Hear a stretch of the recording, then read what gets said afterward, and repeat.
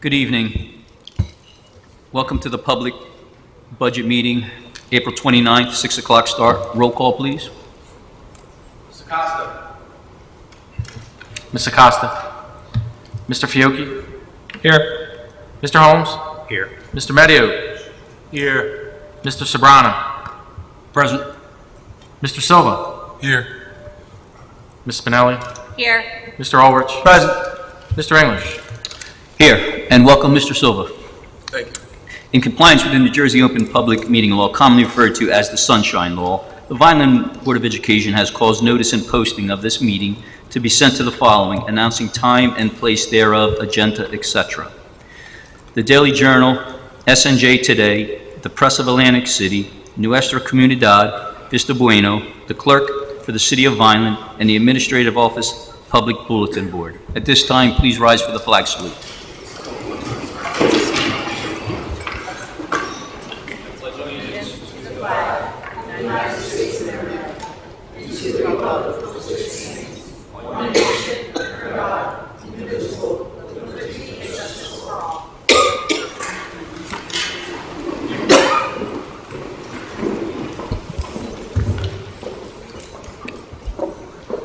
At this time, I will turn our meeting over to Mr. Merkley for a budget overview. I'm going to do the presentation from the public podium.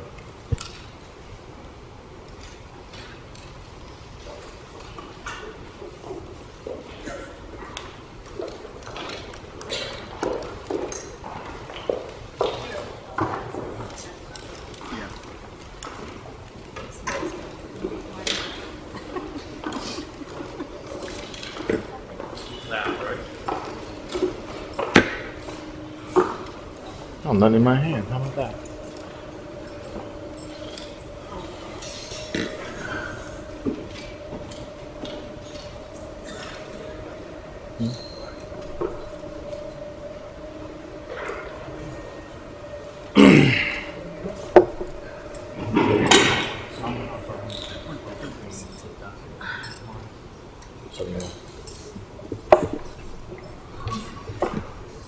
What's that?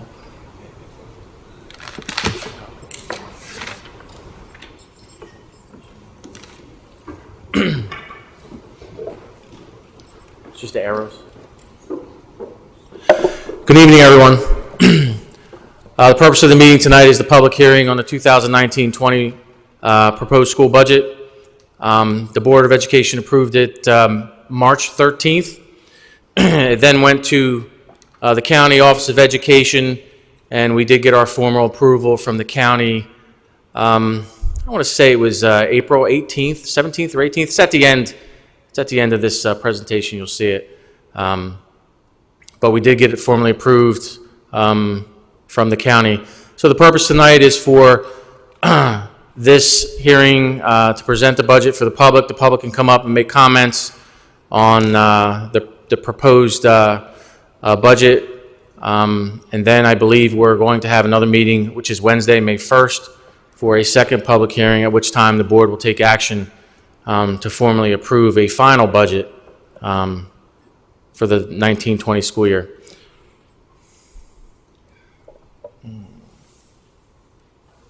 All right.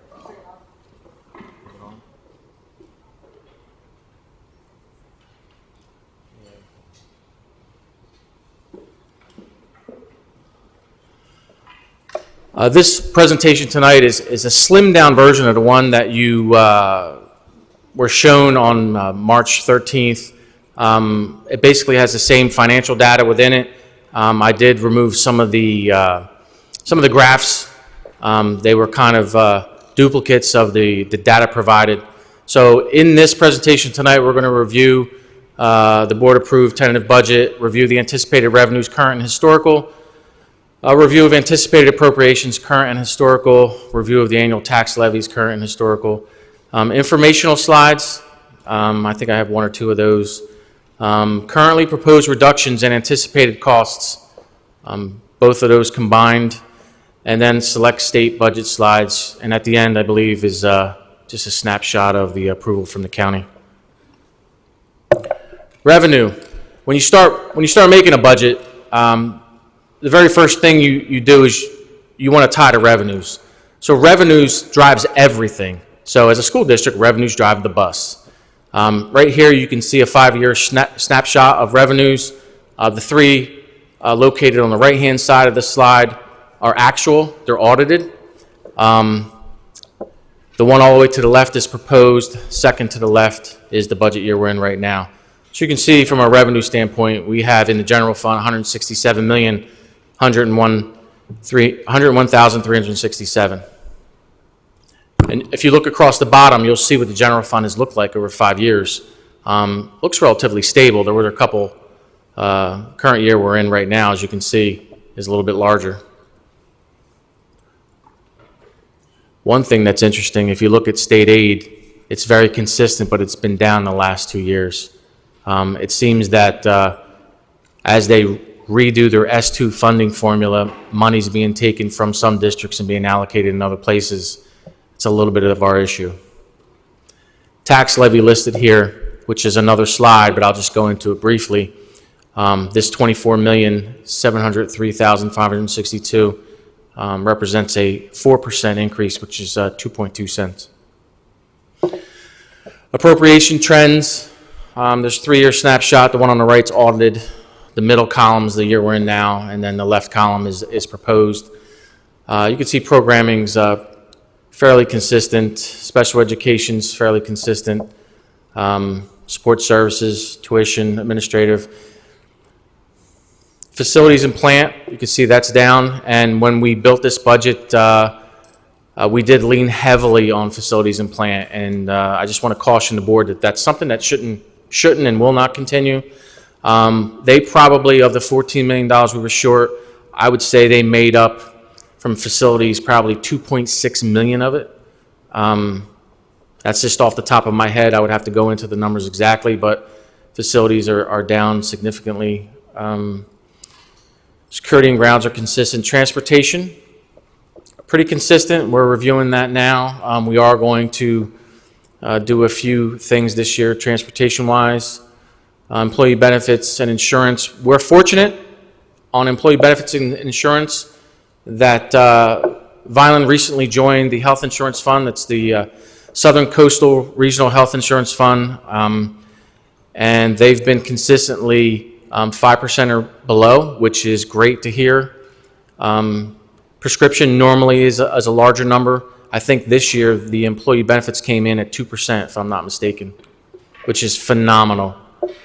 Student clubs and sports are consistent. Capital outlay, that 1.9 that you see there was, I think it was entirely in the middle column, was facilities. Some of it may be equipment, but I believe the majority of that number is facilities. This is just a pie graph of the appropriations in the previous one. As you can see, on the upper right is regular programming. The orange on the right is special education programming. The gray on the bottom is support services. Basically, more than half of this pie chart is in the classroom. That's the purpose of it, to show you that the majority of the money does reach the classroom. One should note that that big, large chunk on the upper left, employee benefits and insurance, that's a big number. If you look at that number, $39 million, that's a large number. So when we get increases that are only 2%, we like to see that. Tax comparisons, I should have did this 1920 on the top. I did it reverse. It goes from 1415 on the top, and at the very bottom is 1920. So the 1920 is the proposed year. You can see the assessment. If you look at the previous year, 1415, and you come down to 1920, you'll see that the valuations are actually down in the city. They're climbing up in the last year, but they're down from 5 years ago. And why do I bring that up? Because when you're down in assessment, the amount of money you raise per penny is less money. And that's important because that's how we fund the schools. Average home is basically consistent. The middle column, Vineland School District taxes raised $24,703,562. That's what we're proposing tonight. That's what we're asking for the approval on Wednesday. It's a total school district tax rate of 0.644. They actually carried out on the state site. It goes out a little farther than that. I truncated it. It's basically a 2.2% or 2.2 cents for the average cost of $35.12 to the average owner that has an assessed value of $159.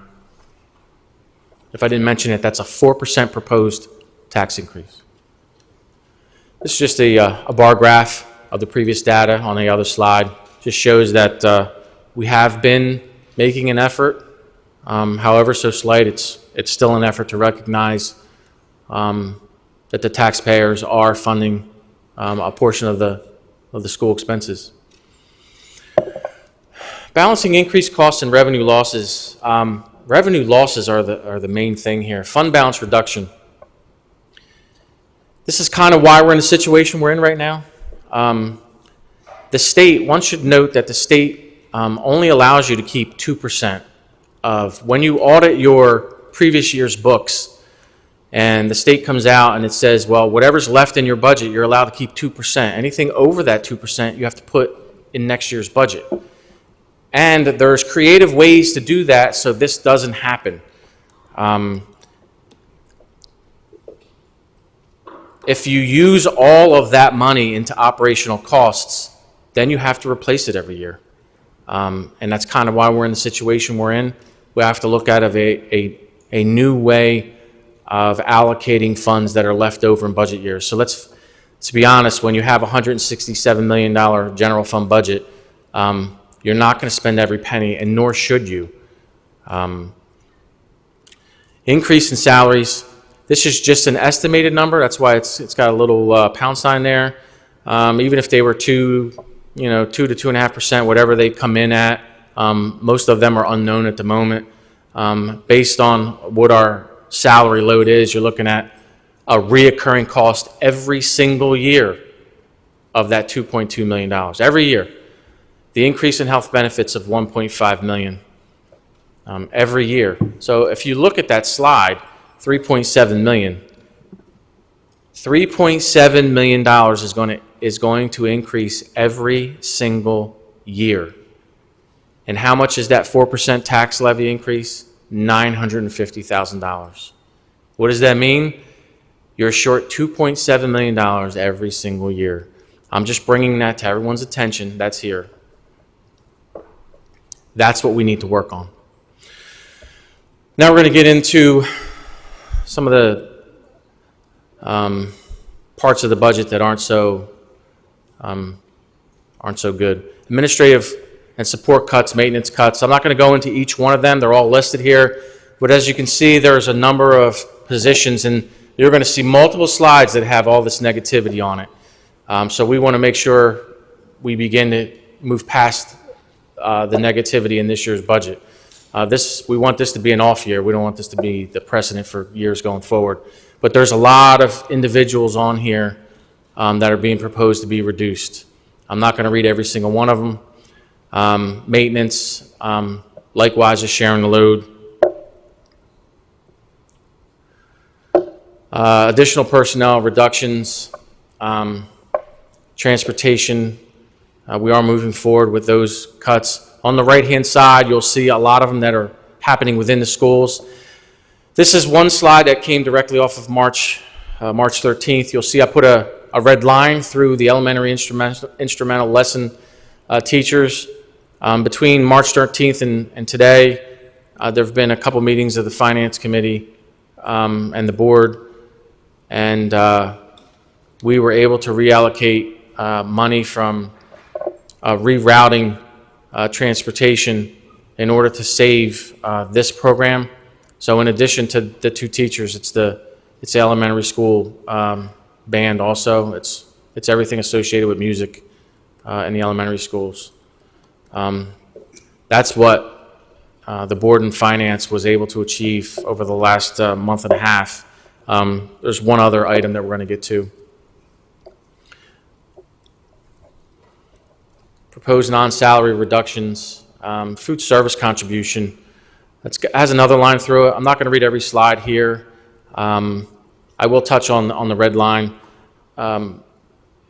Food service is operated in a separate fund. It's actually not included in the 167 million. And the requirement from the state is food service, which is cafeteria operations of the school, has to break even, has to be in the black. Can't run in the red. Every year, Vineland's run in the red. I think the audit this year showed, I remember the exact number, but I want to say it was about $217,000 in the red. And every year you go through a mid-year budget review in which they review certain categories of employees. They look at square footage to custodians. They look at aides being utilized that aren't in special education classrooms. They look at food service operations, and this is something that's been flagged. So in order to rectify that ship, we're going to need to do a reduction of food service. It's just not as drastic as what was originally proposed. Originally proposed was it was all going to be privatized. But after initial meetings and coming up with the number that was necessary, there are still reductions in food service. They're just not as drastic. The ending number, I believe, and I can't give you the exact number only because we have to wait for civil service to give their seniority. I believe it's about 25, and there's about 80 total district employees, and I think overall there's probably 130 employees that are actually, or not all employees, 130 people that work in food service, 80 being school district employees, another 50 that are actually Sedetsco employees. So the 25 that we're going to reduce in order to bring the food service program into the black will have an opportunity to apply and work for Sedetsco directly. The charter school, I do want to bring that to everyone's attention. The way charter schools work is they give you an estimated enrollment number, and that estimated enrollment number is what you have to start paying them every year. And sometimes, and there's no room for negotiation. That's the way it is. That's the way the law is written. Well, they estimate, and they estimate like now for next year, and they don't always come to fruition what their estimates are. So what happens is you end up paying on students who don't go. So this year there's a reduction by that because their numbers came in 12% lower than what they had in the prior year. So that's why you see $1 million coming back to the district here. I touched earlier on facilities bearing the brunt of some of these cuts. You'll see here painting and maintenance.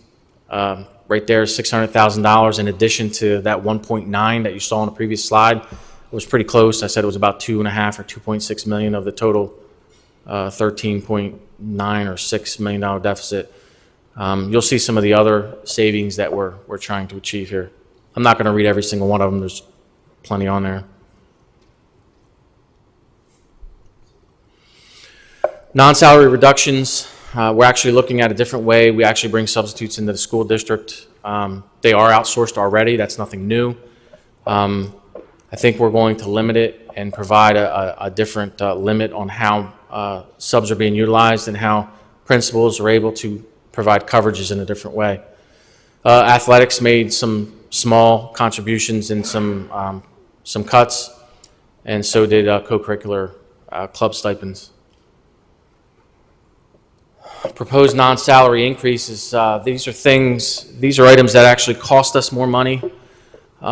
Security substitutes, the bleed out from students that are Vineland residents that are going to vocational education opportunities in charter schools. It should note that they don't just go to the local vocational school or the local charter school. They go to many places. There's many students who go out of this county that we pay tuition on. And this, by the way, this is just the increase for next year. The total amount of that's in the millions of how much we pay in tuition for students that attend other schools.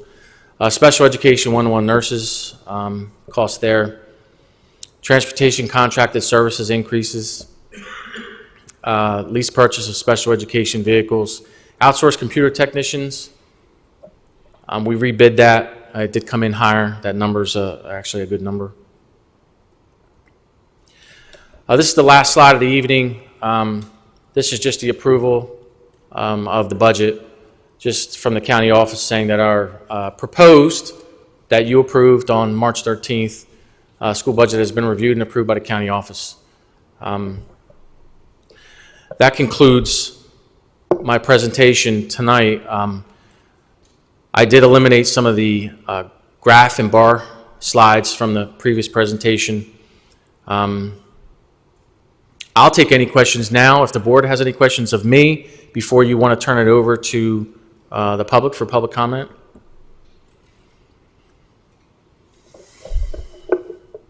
Good? Thank you.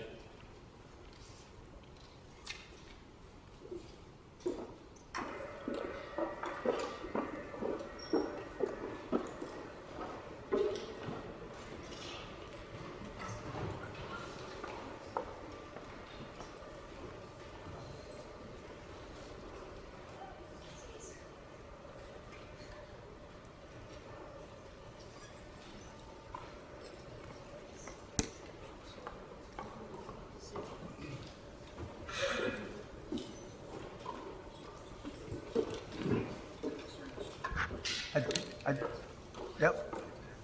I do have a question for Mr. Murphy. Sorry. With the revenue proposals in the budget, I know there's been some conversation among the board members that the school properties that we're trying to sell have been actually entered in as a revenue. Where do we stand on that portion? Because that can adversely affect the budget. Yeah, no, that's a good question. There are 3 properties that we did build in for a total of, I don't know the exact number, but it was either 2 or 2.2 million. We did get 550,000 of it already with the sale of Leuchter. We're in negotiations with Coney right now. We did advertise it one time. We didn't get any bidders on it. However, the way it was built, we recognized Leuchter from surplus this year and we allocated in next year. We do have until June 30th of 2020 to effectuate the sales of this property. I am looking at the Oak and Main. I'm actually, through facilities, we've asked them to do a few things for us because we have advertised it, I think twice. Did we advertise it twice? We've advertised it twice. So we're actually looking now to see if it's possible that because of environmental issues that may be in the building, if it's more cost effective for us to possibly demolish it and offer it as just property. So this way anyone prospective buyer might be more interested. And additionally, the city of Vineland owns a piece of property next to Oak and Main. If we were to negotiate with the city to try and offer the sale of it as a larger property, might be more interesting to a prospective buyer. But you're correct that there's a bit of money that's in this budget that if we don't get by June 30th of 2020, we do have an issue. That being said, we'd have to cut another $1.5 million out of it. So we better work hard. Thank you.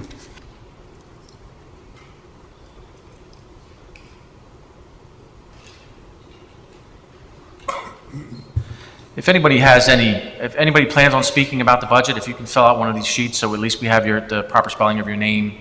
Thank you. I think they're in the back.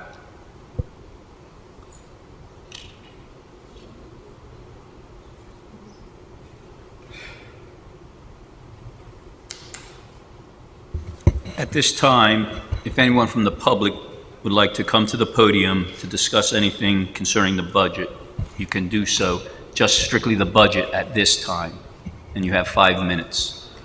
Well, I'm going to call those that have filled out forms. The first one would be Cindy Weber.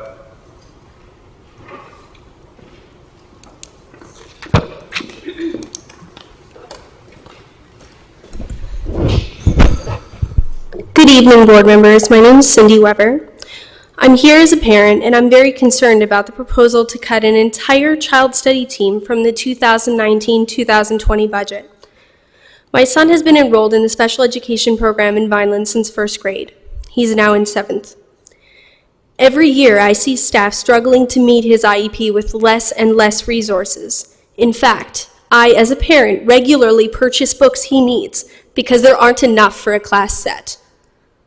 This year, my son has been without an in-class resource teacher for language arts since November. It's almost May. It's been harder and harder to see him meeting his goals. In a lot of places, he isn't. This year, we've had several IEP meetings to discuss his challenges, one that included a possible school change. I see the dedication and the effort put forth by these staff members. However, they are only human, and it is unrealistic to expect the students not to suffer with cuts of this nature. These staff are absolutely critical to the success of some of Vineland's most vulnerable students. Losing them will mean significantly less time for each identified special education student, in addition to increased wait times for initial evaluations. There are approximately 1,900 special education students enrolled in Vineland Public Schools. Referrals grow every year and staff don't.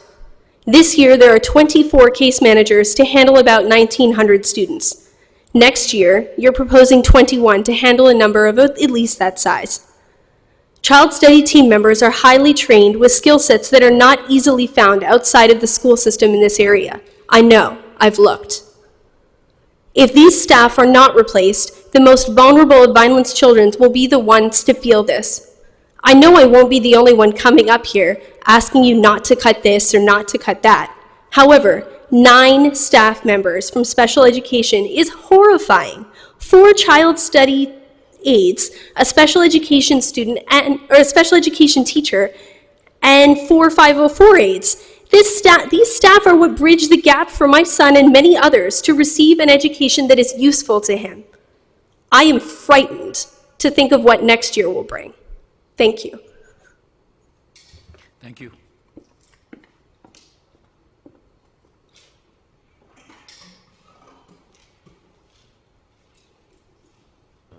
Next, we have Nicole McBride.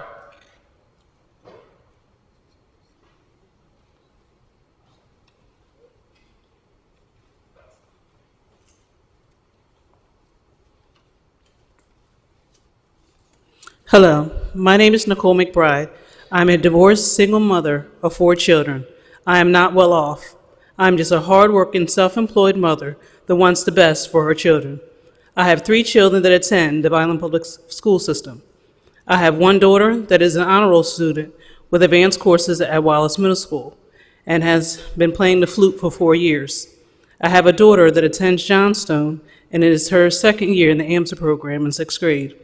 I also have a son at Dane Barcy Elementary School that, due to health conditions, causes him to have a learning disability and has an IEP. So the budget cuts proposed may affect 1 or more of my children in more ways than just 1. I am here representing some of the AMSA parents that have been meeting. The parents and their children have some concerns about the future of this program and that our children have committed to and are sacrificing for. First, we would like to say thank you. Thank you for the AMSA program that gives the students of the Vineland Public School System that are trying to excel in areas of math, science, and STEM to be competitive academically and reach their full potential. It also shines some positive light to Vineland because other districts across New Jersey are taking notice and even willing to pay for their children to join the program. So from the AMSA parents, we are happy about this program. We know that you have a big undertaking finding Vineland in a multi-million-dollar deficit in which you are being held responsible to fix. We do not envy your position. We know some changes need to be done to make up for this shortfall. All we are asking is a seat at the table so that we can help you ensure this program is sustainable and that the children that started this program have the opportunity to finish this program, and to ensure incentives promised to the AMSA students of Vineland Public School System is kept. We do not want the Vineland Public School losing children to other schools due to school choice, and Vineland still footing the bill for transportation. Whatever changes were going to be made, we feel we need to decide the long haul. We cannot have our children's education up in the air every time the budget comes up. We need sustainable changes, not a little this year, and then when it comes up again, there's more cutbacks and more cutbacks, until the children are left with feeling, why did I sacrifice and commit if we cannot keep what was proposed to them if they stayed with the program? I need to be honest, a lot of parents did not even bring their children today because it's really stressing them out. Some of our children are really ready to throw in the towel because the uncertainty is too much. The children deserve to know exactly what they are committing to. This statement comes straight from the Vineland Board Public School website. We recognize that a quality educational experience is the result of a strong partnership of parents, teachers, and the community. So we are here. Help us help you by allowing us a seat at the table to help come up with solutions with the parents of the students in the program. I know from personal experience, my son to be successful with his IEP, I must have a seat at the table. I meet at least 2 times per school year to see what is working and what is not, so his plan can work for him. When you're talking about cutting funds to a program that Vineland Public Schools committed to, it is very important to have their parents at the table to ensure the children's best interest in education lines up with the budget. We just want to help. Thank you for your time. Thank you, Ms. McBride.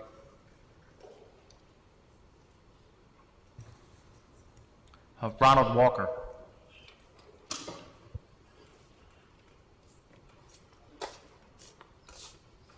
My name is Ronald Walker. The last time we were here, I asked 3 questions. How did we get here? How long we knew we were here? But just with this proposal, I believe we got some answers to that. And who was responsible for getting us here? Well, Mr. Ulrich said that some of the board was responsible as well as some of the administration as well. I understand the parent that just came up with the Amstead program, and I believe that if children are smart, they'll be smart wherever they go. I had all 3 children that were honorable students. The Amstead program was not even in existence. 2 of them are in college. One's getting ready to graduate and start moving on for physician assistant. My daughter's in top of her class at Rutgers University without this program. But I also want to know, with this program, years ago, in 1954, it was Brown versus the Board of Education, which was a big civil rights movement, but also said that education, which should be equal, it says that of the cornerstone of the civil rights movement and helped establish a precedent that separate but equal education in all services were not in fact equal at all. I wonder if all of our students are getting the same education. Also, another problem that I have, no disrespect to any administrator, but we have over 52 administrators in the district that makes either close to $100,000 or over. Majority makes over $100,000 a year, but yet we did not see a lot of cuts that came to that. I just want to say that the departments that you want to cut don't make anywhere near 15, 20. Some of them don't even make $10,000 a year. So I wonder, how is this going to affect to you, to some of you? It may not, 10,000 may not be a lot, 15 may not be a lot, or even 20,000 may not be a lot. But it could be a major decision or a life crisis for some of the departments that you're willing to cut. Just remember this, did we check out for the benefits? I just heard the proposal about the benefits. I personally called the state myself to find out what would happen if we went through state benefits. It is possible that we could save money if we would bid out approximately benefits. We could possibly save about $10,000 a year. I don't know if anyone talked about that. I also checked out the state about, let's just not accept what the state does, but who is fighting? Millville got over $300,000 on top of their budget, school budget, annual budget. Bridgeton got $4 million on top of their annual budget, but yet Vineland did not get anything. I wonder what would happen if we would just break the rules and stop accepting what the state does and stand up to the state. Third of all, there is a program through the federal government of Department of Education. If a school district is in a crisis, they can reach out to the federal government and let them know what is going on. I think I did mention that to Mr. Fry a while ago, and I wonder if any of these actions have been taken. We must not just accept, but who's willing to stand up. This is a life decision that you have to make. And just remember, Just because it looks good on black and white, on anything looks good on paper, but doesn't mean it's a true reality of the facts. I say this to you, let's not become a district of the half and have-nots. But what happens if we would break the rules and say, you know what, this is what the state says, but this is what we're going to stand up? Because quantity doesn't always mean quality. And I heard if it doesn't affect the classroom, but let me tell you this, for those aides and stuff that work on the buses that see that the kids get to school safely before the classroom, whether you go through an outside program, are they going to know the facts of how to hook up a 5-harness or a 5-piece harness? Are they going to know the facts of if a child has a seizure on the bus and what needs to be taken? So in all of these cuts, I hope we are looking at safety measures and not the quantity, because at the end of the day, we say the children matters, but I think they should matter from the bus stop to the classroom. Thank you. Thank you, Mr. Walker.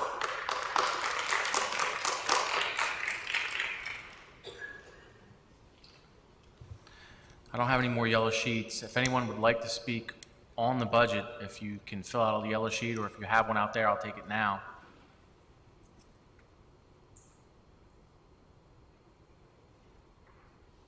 Seeing none at this time, we can have public comment on any items. Please limit your comments to 5 minutes.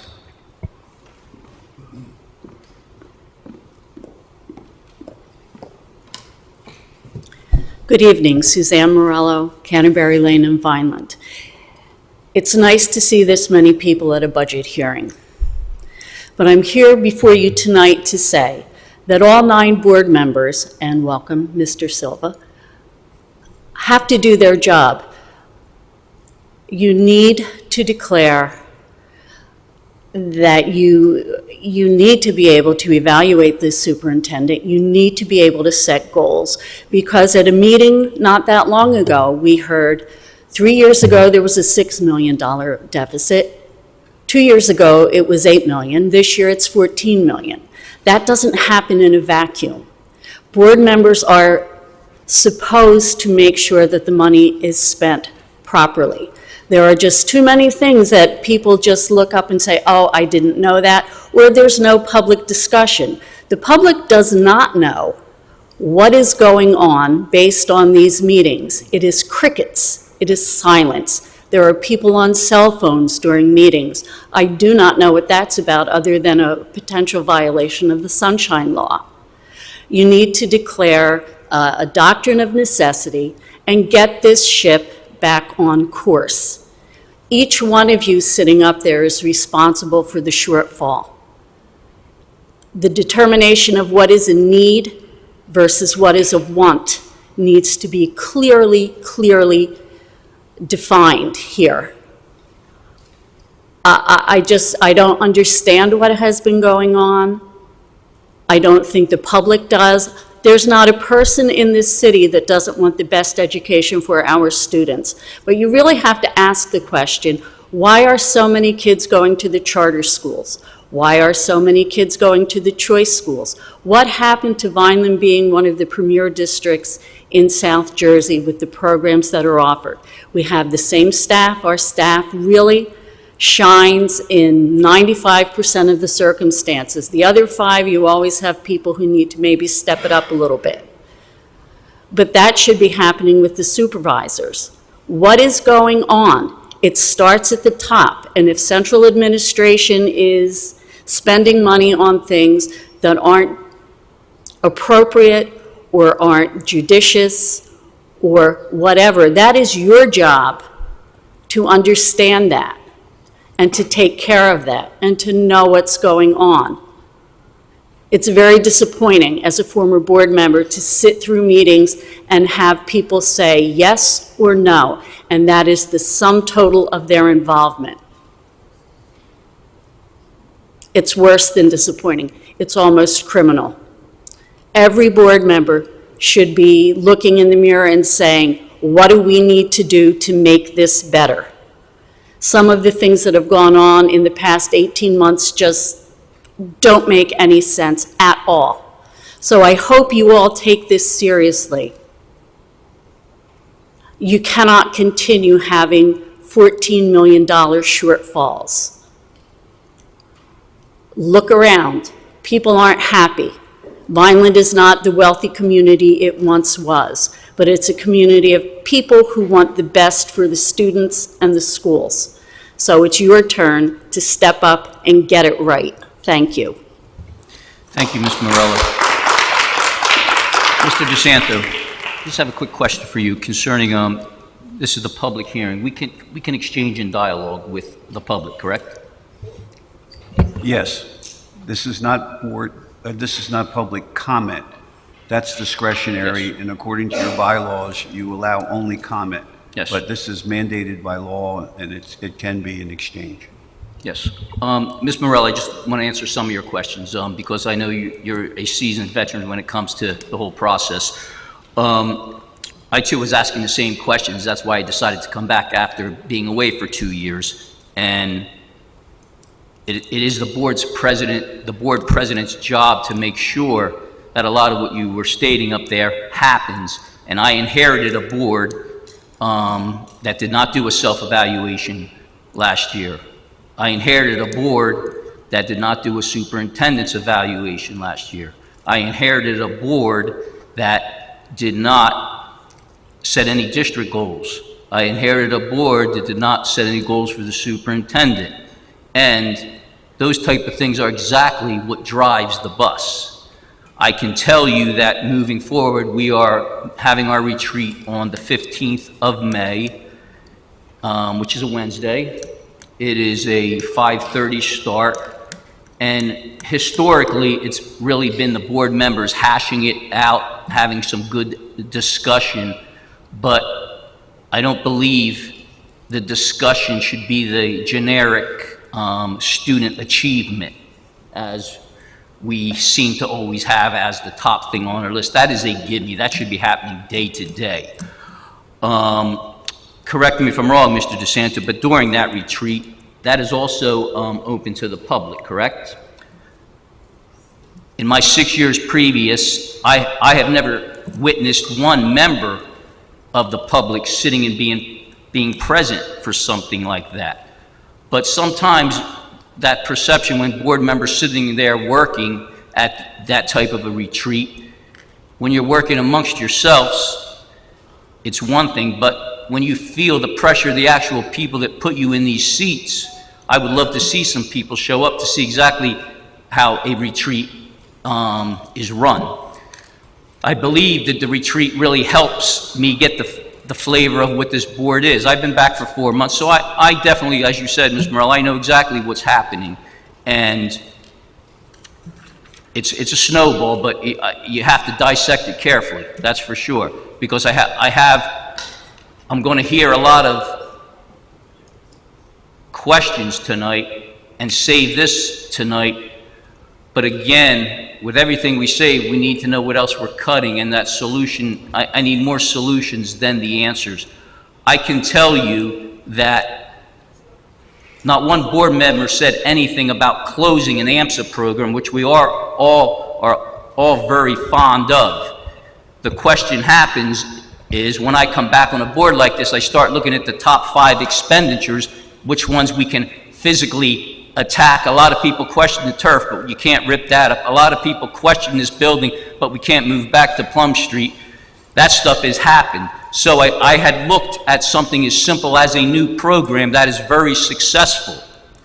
I don't think one board member sitting up here will question the importance of the AMSA program. As Mr. Walker said, his kids did not benefit from an AMSA program, nor did mine, but they are very successful in the colleges that they went to. I think that every student deserves a fair chance, but I want you to realize that no board member said anything about closing it. We had asked some questions concerning possible ideas of tweaking it. Does it need to be at a Johnstone school that the functional capacity is 649 students and we currently have roughly 200 there? Is that getting your biggest bang for your buck? We all, in today's times, have had to come up with ways to do more with less in our own households. So this is just a giant household that we are trying to get control of. I need you to understand my point with the AMSA program, and it really came from me, a guy coming in from the outside asking a simple question: what is the cost? Can we do it 8th through 12th grade at the high school setting? Never did we say we were going to close that. When I hear that the students are stressing out, I don't know where the students are getting that type of information. So if indeed the students are stressing out, they should be stressing out because of the stress of being in a successful program like that versus are we going to close it? We're not going to close that program unless we get backed against the corner. That serves less than 1% of our student population.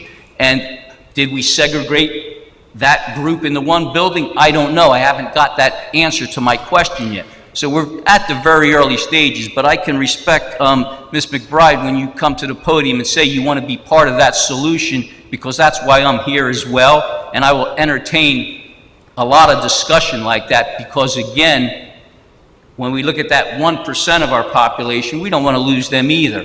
But we also have to look at that 99% of the population that needs to be addressed as well. So through that process, I don't want to talk too much out of school here, but this is one of those few opportunities that I can engage in that conversation with each of you, because I want you to understand no one is happy with this budget, and no one is happy with the $8 million that is rolling our way next year, and that's just a flat number. So everything we discuss now, if it doesn't happen this year, there's a good possibility that's going to happen next year, but through better community involvement, you might be telling us that one thing that we maybe missed, 2, 3, 4 things that we might have missed. None of us are perfect up here, but I will always welcome the voice at the podium and more community involvement if indeed we need to have. I wish, as the AMSA community comes out and supports that small group, that 1%, that 60% of those students that aren't going to college, that really don't have a career path or a career readiness, that same passion is being involved in their household, which possibly isn't. So remember, when we're making these decisions and these cuts, it is not a personal thing. It is what we think is best for the overall population, and I hope you understand that. Ms. Morello, I hope I answered some of your questions concerning, I know that you feel about retreats like I do. You probably should have one a quarter, because that's your checks and balance system to make sure it is happening and things are getting done versus yearly. So I can only tell you that come the 15th, it is the start to a process that was not here for 14 months, to my knowledge. So that's the best I can do with that. I open the podium now to anyone else as well. Vicki Miller, Vineland. I like to talk about the charter school. We have children that go to the charter school and they come back, and we've already paid for them to be in the charter school, and we get nothing back.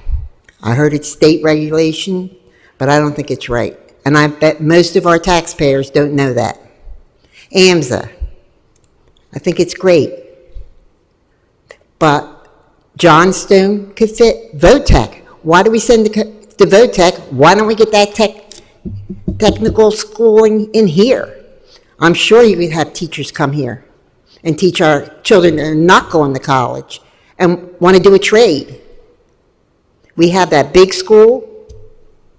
I don't see a reason why we don't do it. Thank you. Thank you, Ms. Miller. Do we have anyone else this evening?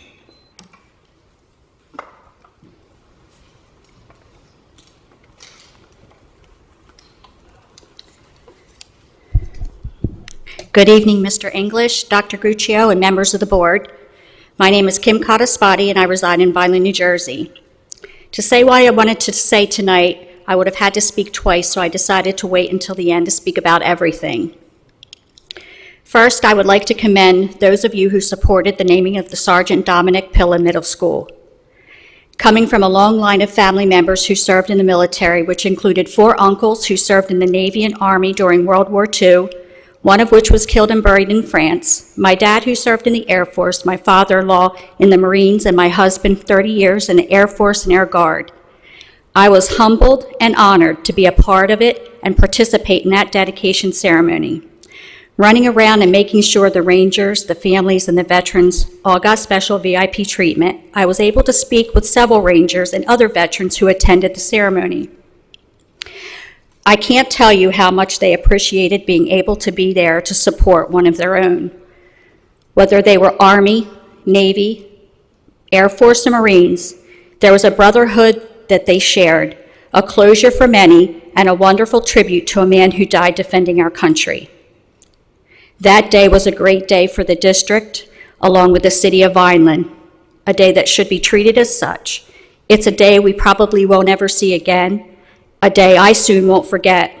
To those of you who supported this, thank you. While sitting on the board for 3 years, I know how hard the budget process is.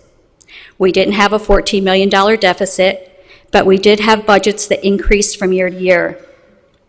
I'm sure most of you don't want to see any loss of jobs, let alone programs or cuts for students. But unfortunately, you know that is inevitable, and although this is the superintendent's recommended budget that you vote on, no matter how it goes, you as board members will get the brunt of any heat should any type of loss occur. So I would like to thank you for serving on the board and wish you luck. With that being said, please think long and hard about who and what you will be impacting the most with the cuts and job losses that are being proposed. Our principals and teachers are already being pushed to the limit, most going the extra mile to make sure their classes are getting the best education possible. But it doesn't stop there.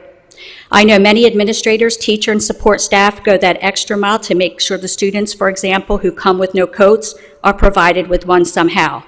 When they don't have pencils or paper, they make sure the students have them. And when they come to school hungry, they feed them. Now, is that their job? I don't think so, but they do it. When I heard that many basic skill jobs were on the chopping block, it broke my heart. Why are our basic skill students being sacrificed? I'm a little confused. I understand we need the AMSA program, and that's just as important. But why are they given laptops and not Chromebooks, as all the other students are? Why are they allowed field trips when other schools' trips are cut? Maybe a little bit of extra money could be used for that basic skills.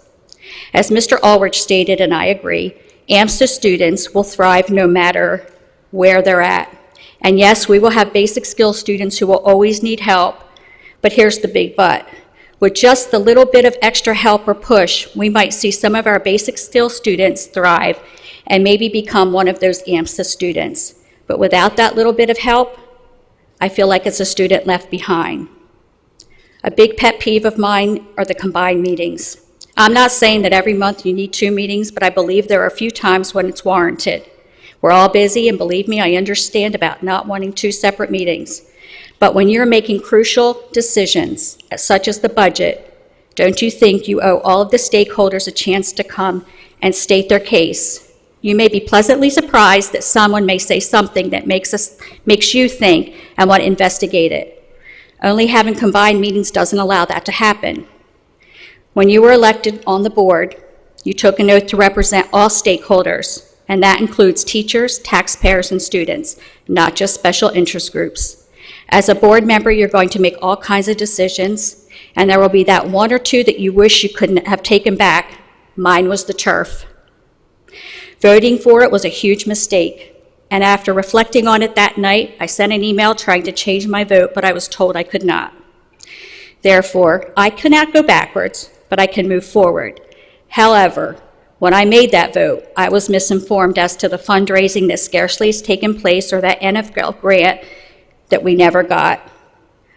I would like to know why it seems that football is the only sport using it, as when I sat on the committee, I was advised 4 sports could use it: football, soccer, hockey, and lacrosse. All I'm asking is, please look into whatever's best for all of our students, not just a few. Thank you. Thank you, Ms. Cata.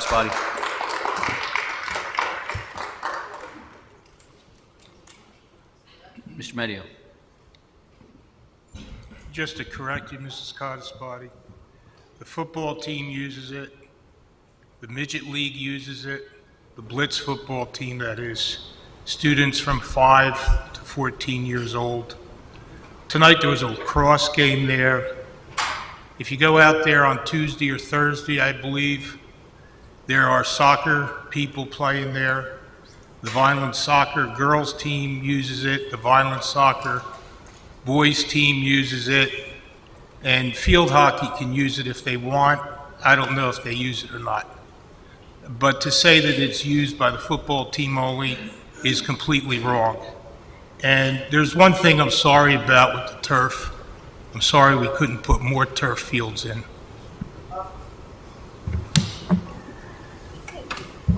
As far as the turf goes, I consider that now a interesting commodity for the district, where I'm going to be asking our new BA, that should be a gigantic revenue maker for us. So when you have a piece like that, turn it into something that can go back into our district. We saw what we're cutting in our maintenance budget. That's an athletic field. I would love to see some of that funding that we could make for that. It's that alternative way to generate revenue. I remember a couple years back we laughed about nobody's going to want to put a sign on the side of the bus. $1,000 later, I said, hey, man, it's really working. Now we're into the 10,000s, I believe. So no idea is considered a stupid idea, in my opinion. So again, that's something where you go on our website, you have access to our email addresses. Just feed me some good stuff, and I will do my best to make sure it can happen through the committee structure that we have set up here in this district. So just put my 2 cents out there. Yes. I'm going to make a comment, and I'm going to actually, it kind of sparked conversation from Mrs. Weber and Mrs. Cata, both in the area of children that have special needs or children that require some basic skills. I think that there's two things that struck me, and both comments are correct, but there was a comment made by our business administrator tonight in the budget presentation that principals are going to be given some alternative way to supplement the cut down on subs. And the reality of that is that the basic skills teachers that you cut, the ones that are going to be remaining, are going to go into the classroom to sub for people that we can't get in the current vendor that we have. It's totally unacceptable. I think if you're realistic and you're one of the boots on the ground, that you'll agree that getting someone to sub for the amount of money that's being paid, what we're essentially getting is a person that is going to babysit. So the idea would then be take a classroom teacher that can go step right in and do the lesson plan. I get that. Now the problem exists that you now have a basic skills class that's not covered. So when you look at the long-term solution is that if we have basic skills kids that we can get up to another level and get them at another reading level or another math level, that is going to be one step further to completing a successful high school education. Maybe going to trade school, maybe going to college, maybe doing AMSA, whatever it's going to be. So the problem I have with the budget is that it's targeting a specific group of children in our district that need a lot of help. And if you're going to cut them and then use those teachers to sub in for the teachers that are taking off for illnesses or whatever, it is going to create even a bigger problem. It's the one part of the budget that I'm struggling with, is that cutting these basic skills teachers. I can do the math. I know what the average salary is. It was brought up tonight that we should worry about people that are making $10,000, $15,000, $20,000. That's not a lot of money. And I agree in that context, except that there's a $35,000 benefit package going along with that. So it's much more than a $10,000, $15,000, or $20,000 salary. It's a way to do business. So my goal, and I've been very clear with it, is that we should not affect that the classroom function as little as we can throughout this budget process. So our focus should be classroom-centric. And I hear that the budget is focused around that way. But when you're cutting basic skills teachers, and I don't, there's alternatives out there. And I think what we've been trying to do, and what frustrates me a bit, is the flexibility or lack of flexibility to give and take. So it got put out there that we are against AMSA. I believe that the only question I asked and made a statement is that how can you make a decision on a program that you don't know how much it costs? So can we please get the numbers? Because we found that there was some overspending going on in transportation that frankly was unacceptable and should have been caught by the district and not a board member. So we're not the professional people working, but yet we're expected to make the vote to go along with it. So I'm struggling on whether or not I can do that when we don't see some different creative ways that we can have our AMSA programs, have our special ed teachers, have our child study teachers, and try to come together and figure out how can we best do that. And what we've been told is that countless hours have been put in doing this by the professionals, and that is true. That's a true statement. It's just where we differ at is that the wants and the needs, as Ms. Morello referenced, is the true statement. So what do we want? What do we need? What's the absolute? And I think we absolutely have to focus on capturing an education for all children in the district. That's our goal. And we would be almost criminal, I'll coin that phrase even though it wasn't fair to point that to the board, we would be almost criminal to forget about those kids that are in flux, that if we don't help them now, they're going to end up being a society problem that down the road the criminal justice system, social service system is going to deal with. So our goal should be to bring them up and push them up. And that's what I struggle about with the budget. It's not so much, you know, I don't want to have to raise taxes, but that's inevitable. Our health care benefits and stuff that we can't control are going through the roof. But that's what I struggle with the budget. So your points are well taken.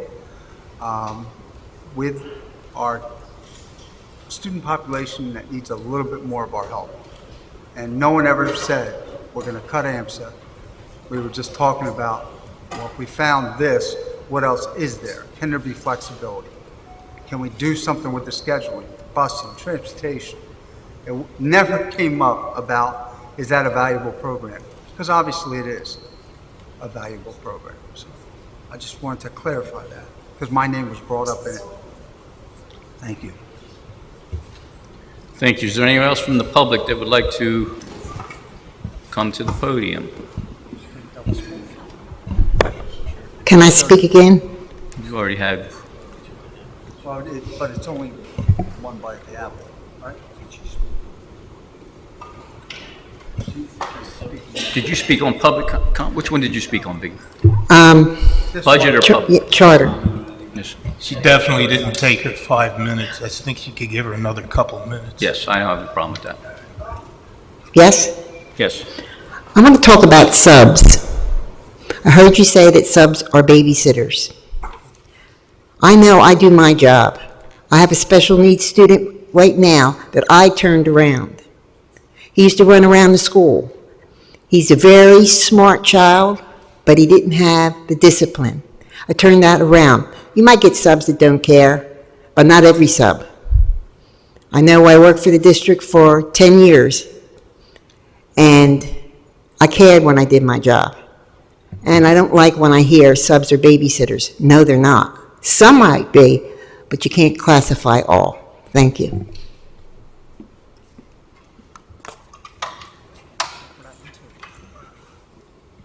Good evening, everyone. My name is Bonnie Henderson Martin, and I'm a citizen of Vineland. I have a 13-year-old grandson who is presently in the AMSA program. I'm raising him. I adopted him. He's a child of addicts. He has numerous benefit from the AMSA program, and it's a valuable thing for him. I did express my feelings about them all being put in Johnstone before it was even done, because I felt like children needed to be with all different kinds of children. But that's gone now. It's done. We've already done. It's already been done. The kids are all in the Johnstone school now together, and there's rumors going around, and the kids are upset. He's very nervous, and he believes that he's heard words that the AMSA program is going to end. My main comment tonight is that as a parent who's an older parent, again, my two other children are grown and went through violent school successfully. I try to keep up with the board happenings, and I try to keep up on what's happening and where the spending's going. But from my point of view, where I stand, when I go into the website and I look at expenditures, and then I look at committee meetings, like for instance, finance, the minutes from the finance committee are so limited to 3 or 4 sentences that it tells me nothing. There was a discussion about cafeteria spending, period. What was discussed about it? So that when I come to a board meeting, I am prepared to be able to comment to you about how I feel about these certain issues. Curriculum changes. We have no idea as parents what discussions happen in those committees when there are major decisions being made, and then all of a sudden, the week before the budget is going to be approved, there's a million things that we find out all of a sudden through word of mouth, Facebook, all the wrong places, and then the budget comes out and they're just flat numbers that mean absolutely nothing to me. I don't know how much it costs to transport a child from one place to another, but I understand that even in my own home, prices are going up, and I'm a taxpayer. I'm not opposed to having a tax increase so that the kids get a quality education, but it's really hard to swallow when you find out that I was told when the AMSA program started that there was grant funding for that.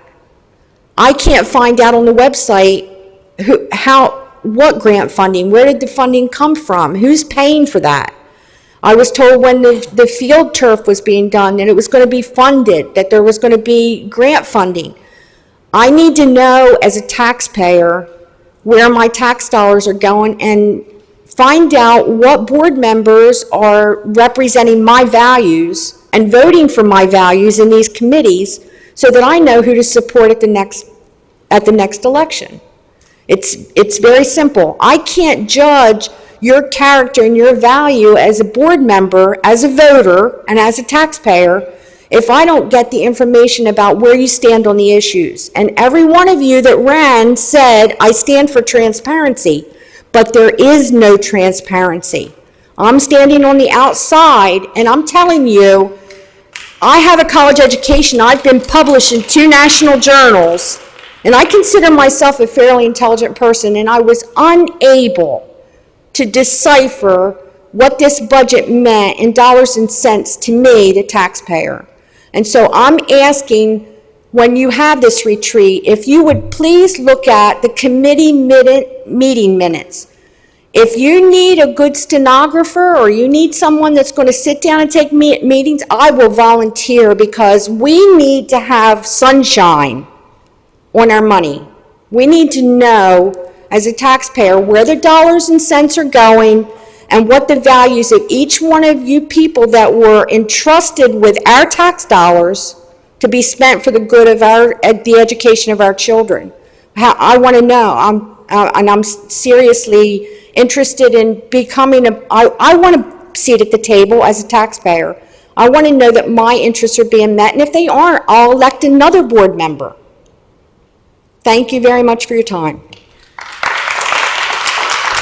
Thank you. Mr. DeSanto, can you just clarify the structure for our minutes, please?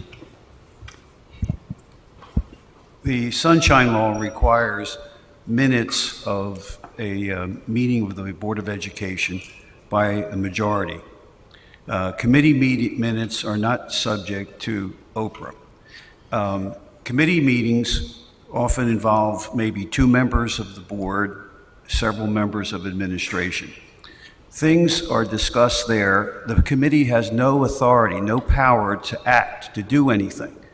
If one board member or one administrator makes a comment at a committee meeting and then that becomes part of minutes, then it becomes part of the rumor mill because the board is going to do this or the board isn't going to do that.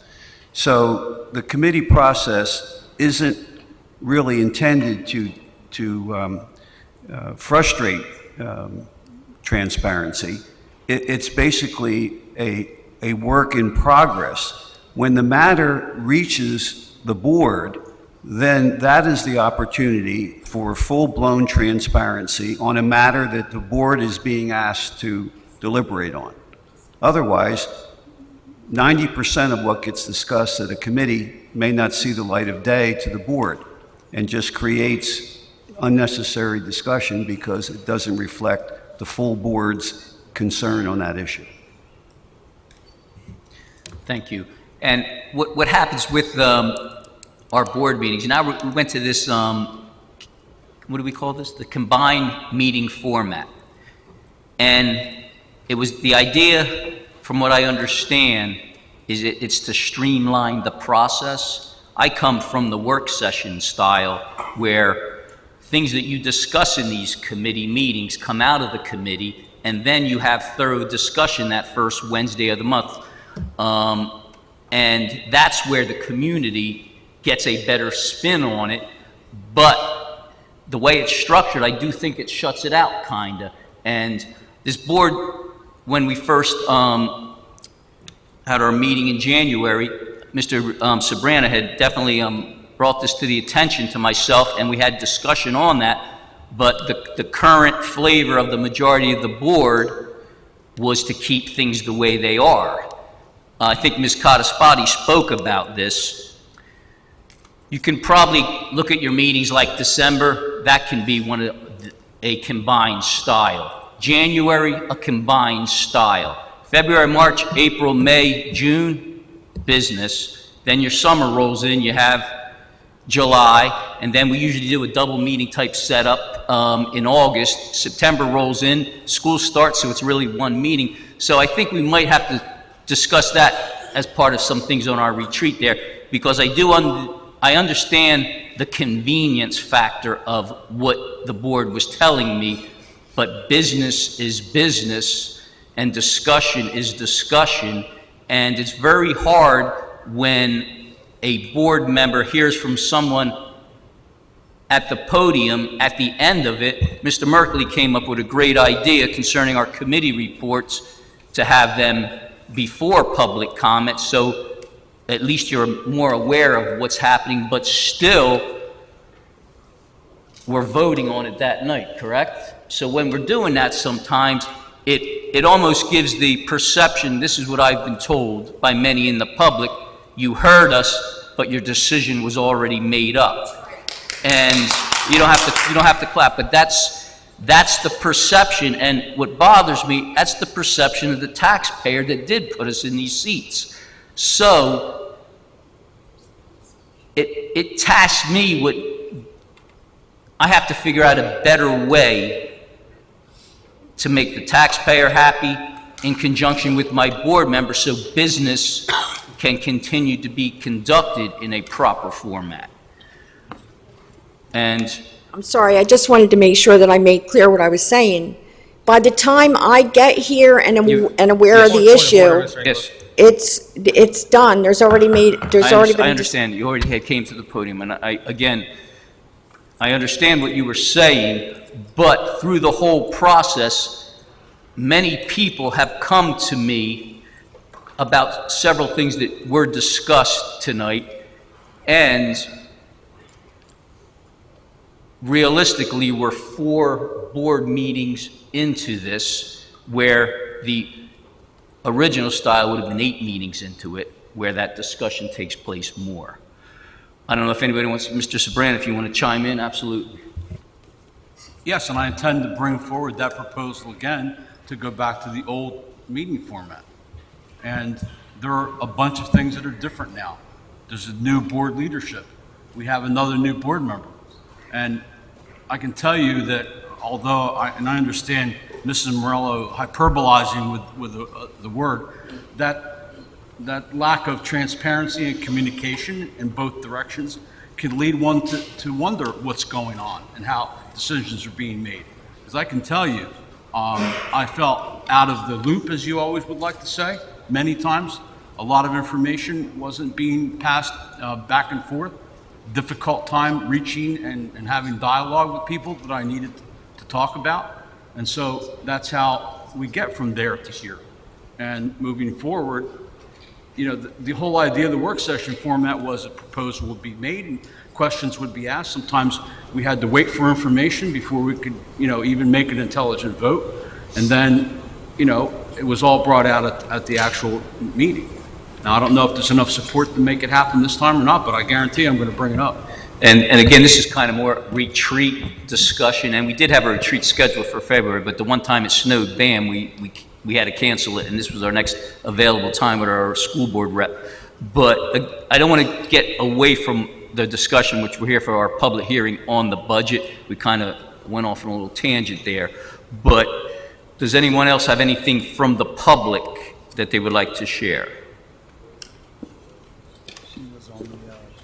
You were on the first part. I was, yes. So to clarify, I can speak on Anything besides the... any, Yes. okay. It's closely related, so I'll do my best. I'm sorry, I don't know how to pronounce your name. Me? Yes. It's Ulrich. Ulrich, okay. Yes. Mr. Ulrich mentioned comments about subs and how the district is having trouble filling those positions. Oftentimes, special ed teachers are being pulled to fill those positions because there's 2 teachers in a classroom. And I'm cautioning you folks against continuing this policy. 504 aides are on the chopping block. A special ed teacher is on the chopping block. An entire child study team is on the chopping block. If you continue to remove those services, you're going to see increased behaviors, and you're going to see a lot of increased problems from the students that aren't getting the services that they're used to. I don't have a solution because it's not my job to have that solution. But I'm telling you that you need to figure out a way to make sure that those vacancies, those sub-vacancies are filled. Because a special ed teacher should not be going into sub in a regular ed classroom. It's not their job. Their job is to fill the gap that a special ed student has because of whatever disability they're struggling with so that they can learn alongside regular ed students. So, yeah, that's my little, I'm going to hop off the soapbox now. Thank you. Do we have anyone else this evening?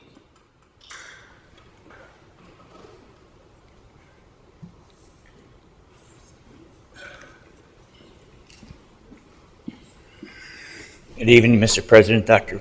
Ruccio, and the board. We seem to be debt blind at all levels of government, waiting for the next generation to take over whatever we haven't decided. So you do have new board members here, but you have some that still have the same attitude toward what they did in the past. The past is gone, as been emphasized tonight. There's going to have to be changes. You can't just keep repeating and doing the things that you've done in the past. We've had 5 superintendents in 11 years. We've had 4 business managers over at least 5 or 6. Tonight, for the first time, Mr. Merkley gave me hope that the budget will be more transparent, that we've been doing things wrong, and they have hurt people, employees and students, and they are totally unacceptable to continue in any form, whether it means you have to learn how to read a funding account statement versus a profit or loss, or rely on new ideas from people other than just the public, but from the people that are on the staff. I think school principals are being asked to not defend at this podium some of the things that they may not agree with the central administration. I applaud the effort that made the central administration have a home itself, but it's a management issue too about decentralization and centralization and who really should be making the input to the central administration, the people in the field in the different buildings. I believe the principal should have more say on the hiring, and I hope some of this can happen. But I do realize there have been a lot of improvements made in the time that we've had all this chaos. Mr. Ulrich at one time mentioned that he wished the state would take over this district. If anybody still has that thought, then we have the wrong people in the wrong positions, and some of them may be sitting at this board. Thank you. Thank you, Mr. Burke. Yeah, let the minutes reflect that was Mr. Lee Burke. Do we have anyone else this evening?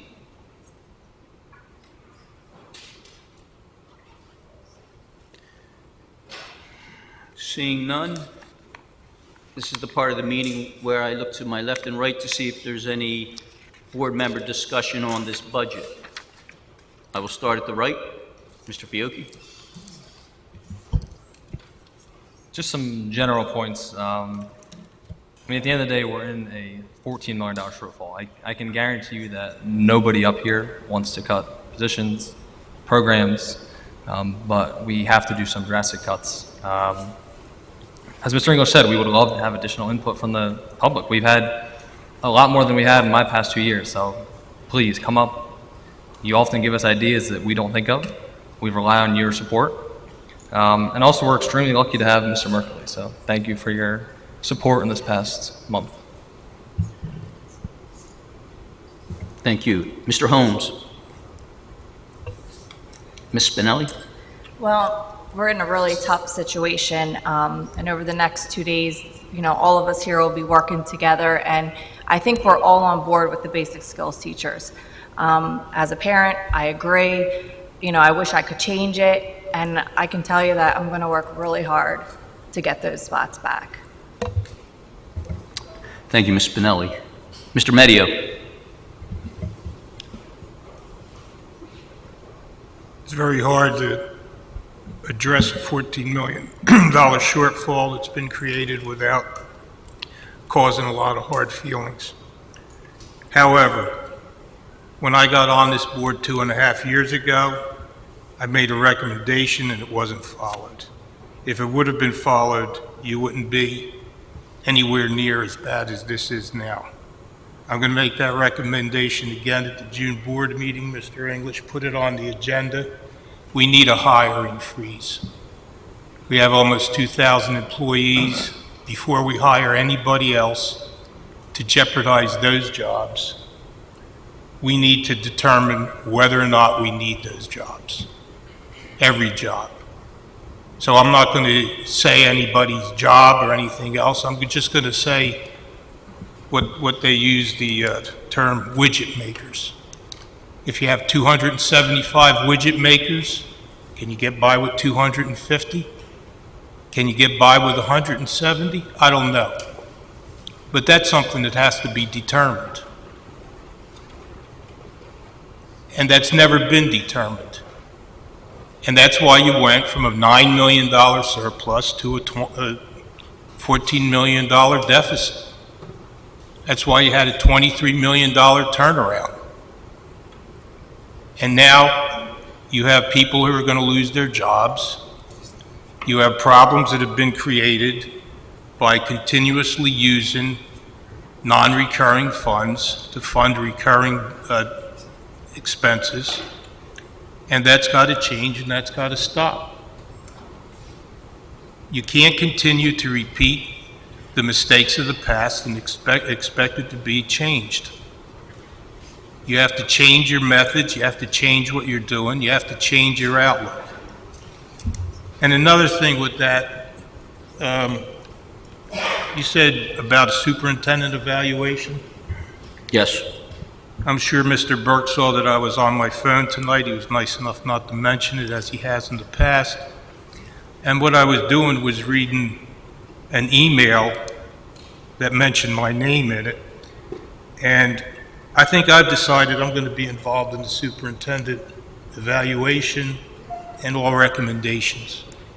There's a bill, there's discussion about changing that. So I'm going to put my name out there. And if that involves being brought up before the Ethics Commission to make a case out of it, I'm more than willing to do that.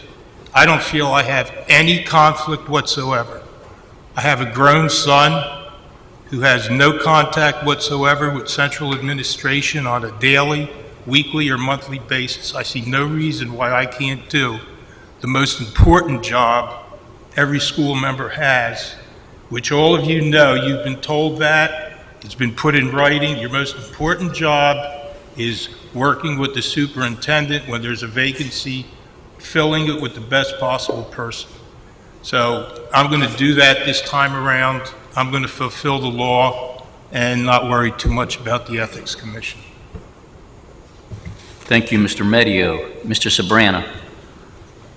Beyond the deep concern I have for the financial situation that we're in and how we got here and the impact that it's having on the people who work here, and as a former employee, I can tell you how deeply I am concerned about that. I'm even more concerned about the possibility of this being a repetitive problem. So looking forward, we need to have a budget and financial structure that's based on the programs that we have that are sustainable, unless we can find new and innovative ways to generate more income. Thank you. Mr. Sabrana, just let me ask you a question. I believe it was you early on that had asked about budget of a whole, correct? I did, and that was, there's 9 people sitting up here, and that got shot down several times. So again, the public is led to feel as though there's a lack of transparency because everything is done in a way where you don't know about it until you're forced to make a decision on voting for it. Now, I understand that if you're in a room with some people that are employees and they're talking about, well, how are we going to get out of this mess and how are we going to fix what's wrong and who's going to have to go, and you're, contemplating multiple scenarios for fixing the problem, you might say, well, what about if we eliminated a child study team, or what about if we closed that school, or what about if we do this or that or the other? And if that gets out into the general population and the general school employee base, then right away the rumor mill goes around and around, and everyone's all upset, and it may not be the cut that you had contemplated. The flip side to that is where we are right now, where people are standing out there at the podium and talking about that they feel that they've been disenfranchised by the board for a lack of transparency and a lack of information being given to them, and they're ready to rise up in righteous indignation, and they should be, because that's in essence where we're at. I'm just saying that that's not right, and it has to change, and it has to change really, really soon. I'd like to be part of that process. Okay. Thank you. Mr. Silva, I'm putting you on the spot, buddy. First board meeting. It's a lot to swallow. Just looking forward to participate and being part of this budget process going forward. Thank you. Thank you. Mr. Ulrich. Just a couple of things, Mr. English. One is just kind of like a question for our BA. Since the preliminary budget, has been approved by the executive county superintendent, that included our tax levy and the proposed budget cuts for a balanced budget, if the board were to return next week, or Wednesday actually, a no vote, by proxy, the county superintendent, since they've approved the budget, it comes back to us from her, approved, is my question, and I'll continue with my comments. You're asking if this board doesn't provide a approved budget to the county, if the county then, because they've already preliminary approved it, if they're just going to stamp it approved. I have not been through the process, but that's a good thought. I would imagine there's dialogue that takes place as to why the board did not approve it when they approved it the first time, preliminarily, and then they didn't approve it in finality. I don't believe it's a rubber stamp. I'm sure there are questions that are answered, but I haven't been through the process. Okay, that's a fair answer. I think what we were told at the preliminary meeting, that we were basically setting the tax levy and that the budget was flexible and could be changed, is what the information that, I personally voted for. I voted for the tax levy on an unfinished product, a preliminary product. So with that being said, I think that the board as a majority regarding the combined meetings, whether you support them or don't, they've spoken on that issue. And one of the things that we agreed upon, that if there was an item that was questionable, that it could be put off to the next month. Now, in the other format with the work session, it would only be put off a week. So, Mr. Sobrana can put that forward again and can take it to another vote. But I believe it was a pretty solid majority that, voted for the combined meeting format. With some flexibility, and, we always have the ability to do that. I would just wish and hope that if that circumstance comes up, that we do put on the brakes, but my experience is that we don't. So I would, defer to the majority on this, but the combined meetings can lead to some, I guess, perceived lack of transparency, but I don't believe it's a lack of transparency. It's just the way the consent agenda is set up. And then if they know at the agenda setting meeting that there's going to be a problem with an issue, it should be put off so that there can be a full discussion, that it can go through committees. The problem with, I've sat through one board that did a budget as a whole process. Frankly, I didn't like it. It was clunky. It didn't move around. And when you have a committee format, and we are very flexible, that I will give up my seat on a committee so another board member can sit on that committee. I've been on the board a long time. We have flexibility on that, but it's a brainstorming session. So what would happen if, just like the AMSA rumor that got started, somebody passes a rumor, goes to social media, that the board's cutting AMSA. And that's definitely not what we'll say. But the perception in the public, and then the parents, and then the teachers tell the kids, and the kids get all upset. That's where your pressure comes from, folks. It's not from us. Children don't watch the Board of Education meeting, okay? It's the teachers, it's the parents that are saying something, because if they're watching the board meetings, God bless them. But I think they should be studied. So that's how rumors lead to that. So in a committee approach, things that we discuss, if there's 3 or 4 board members and that's not going to fly because, now you share that information, then it's something that's just a brainstorming session, quick ideas. What about this? What about that? Well, that's how that format works. And I think for efficiency to function, that the committee format is good.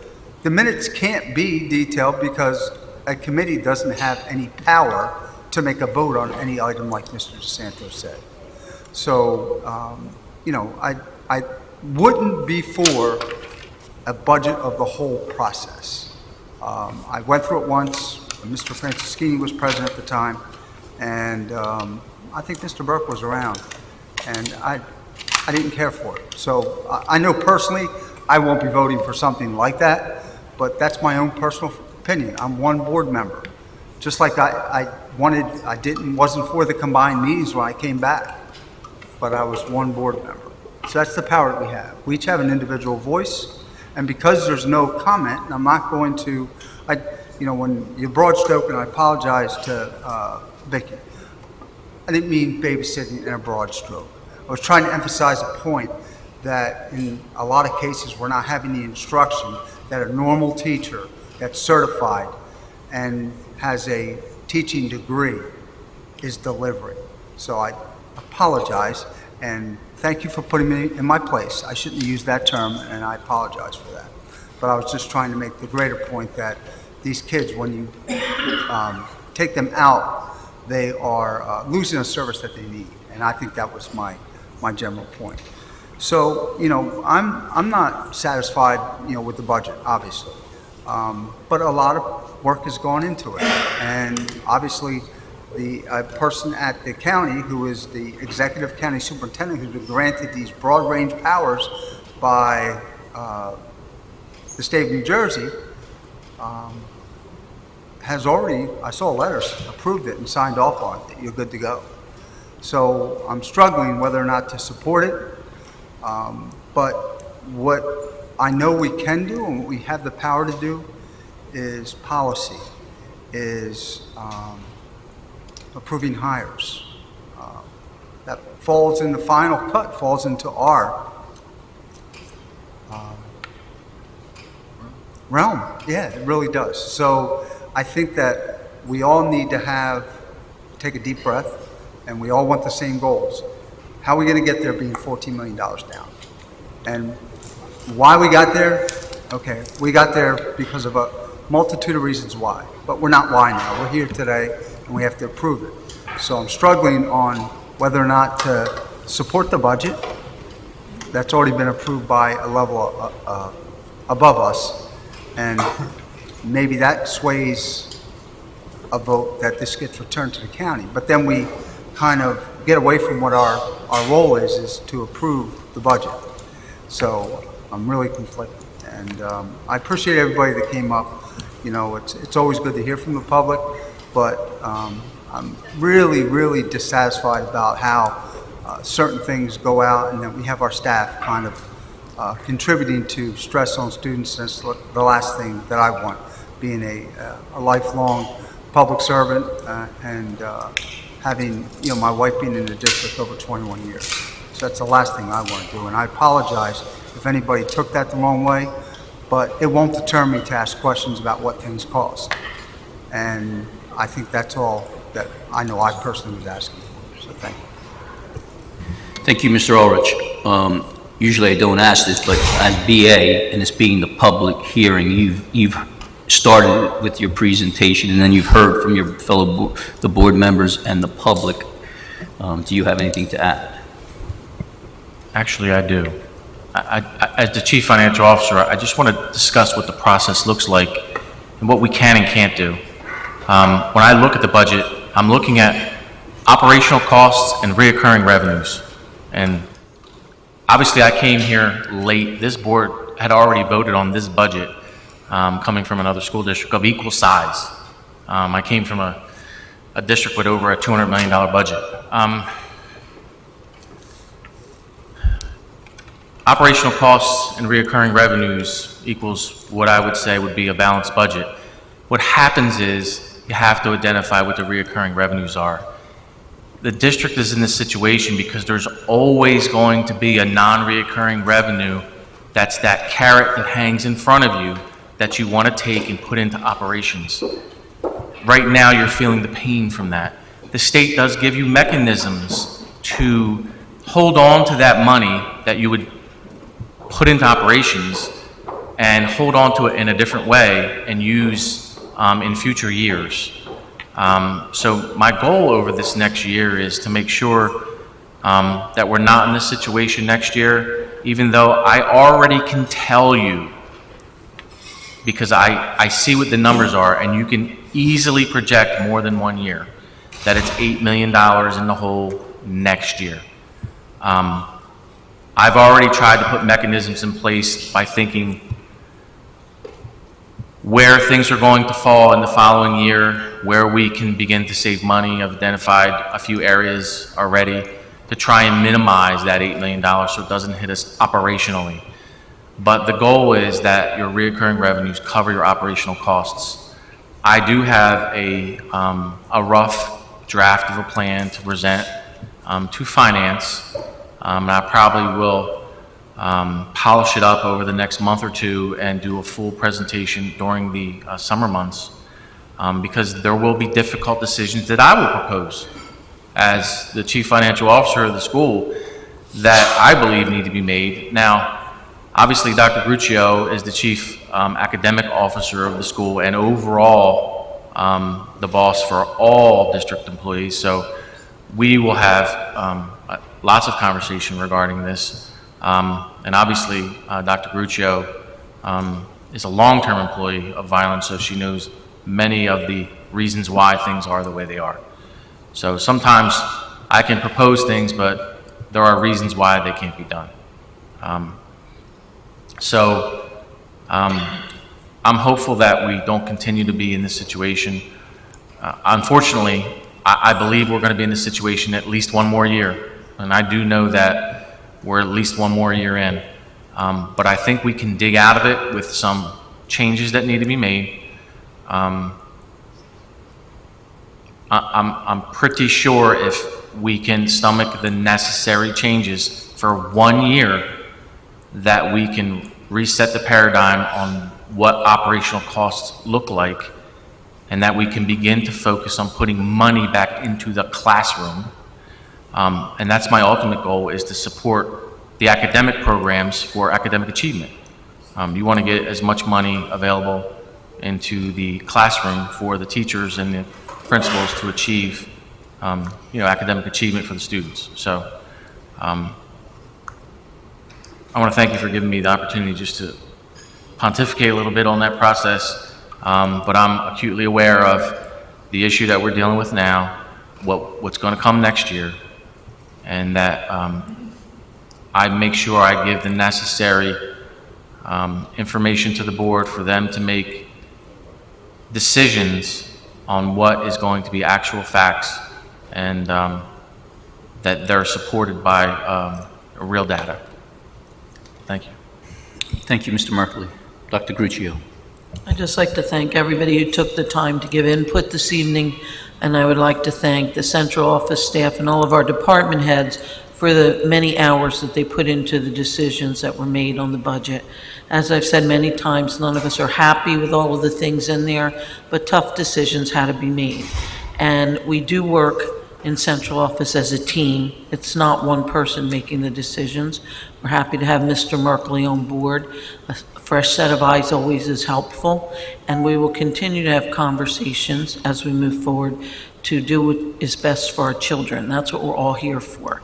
And that's what we keep at the forefront whenever we make our decisions. At least this team does. And so we will continue to do our very best. We thank you for your input. And finally, I would like to welcome Alex to the board, and I wish you the very best. Thank you, Dr. Gruccio. I'd like to take a moment to really thank the board members to the left and right, and central administration, the public, because if we're going to preach that we need to be all in this together, we really have to, it's got to be 100% buy-in. You can't have one person not buying in, because then that one piece of negativity just can grow into something that's enormous. Mr. Merkley, pretty much like I know the process, you know the process, but things are different than where you came from, and things are different since the 2 years I was away. The budget of a whole thing has always been an interesting concept to me, because I think tonight this has been our best discussion, but it's the 11th hour, as we did it as a whole. Maybe you agree, maybe you disagree. There's certain things that happen with the budget of a whole. We don't have to bring everything, but if it's a monthly type discussion that can maybe paraphrase what we discussed, I think it's something better than nothing. I'm concerned, as Captain Ulrich said, I had wrote down here, the county and the basic skills question. The county has jammed down boards' throats year after year, T&E, thorough and efficient education. And that basic skills piece is a huge factor. Mrs. Arena, a couple meetings ago, gave us some factual numbers that kind of had this board thinking, and it was the amount of special needs type student we have with the basic skills versus the type of AMSA student we have. And then she gave us a student-teacher ratio that kind of had us thinking a little bit there. Some of my process on that thinking was, and I'm just going to use a raw number of 22. If there's 22 AMSA teachers for 200 kids, can we possibly do 11 AMSA teachers and give 11 of that teaching position back to a basic skills? So you shared the load, kind of. That type of thing. We're not closing the program, but it's not realistic. This board's going to be thinking, the days of 9 kids in a classroom, this district applied for a waiver when I was on the board in 2000, when was it, 16, Dr. Ucha? A waiver for 27 kids in a classroom. Just applied this year again for kindergarten. So realistically, are there 27 kids in that classroom? That's the questions that we're asking. The style of that program, I admire. On my way out the first time, Mr. Fry was just putting it together, and it was phenomenal. I saw the vision, but back then we didn't have a shortfall like we currently have. I don't think the program's going to go away, like I said, but I just believe that we have to share the load with something like that, so it looks fair across the board. Because whether the misconception is coming from, when I was running again, I heard from the teachers and the principals what they honestly thought about it. For some reason, they can't portray that at the podium, and that's how it goes. But I did hear what they had to say, and I'll continue to fight that battle. But when you think about that basic skills piece, it is that last step before some type of classification that you can't turn back from, if I'm understanding that correctly. And it bothers me that we are taking that away. We all can agree to disagree about basic skills, but I believe when we had that discussion at our meeting where we did the 4% increase and everything, we were looking for the word flexibility. And the reason if we were voting tonight, I didn't see enough flexibility with that. I had thorough discussion with Mr. Fry, and he's met me halfway with a lot of my ideas, but it still hasn't caught the traction. And I think if it doesn't happen this year, $8 million, we laid the foundation for just one small thing. I have a list of 17 serious cuts that are going to happen next year. So the things that we're hearing as rumors are going to be, unfortunately, I think a lot more realistic next year. But I can guarantee you, with me involved with the word transparency, you will be aware of it. I've asked Dr. Rossi, you want to kill the rumor mill about hires? Reduction in force everybody. Bam. Now everybody's on alert. That's it. Let's find something new to possibly complain about. Who knows? But the bottom line is the shortfalls and the money is what drives the school district. Tough decisions. Dr. Gruccio is not happy. We battle because she's telling me why, and I'm telling her no, and she's not in no way in favor of this, nor is anyone before Mr. Merkley got here. Mr. Mustereau, it was a tough time to become an interim, but he dove in there, and it just wasn't pretty.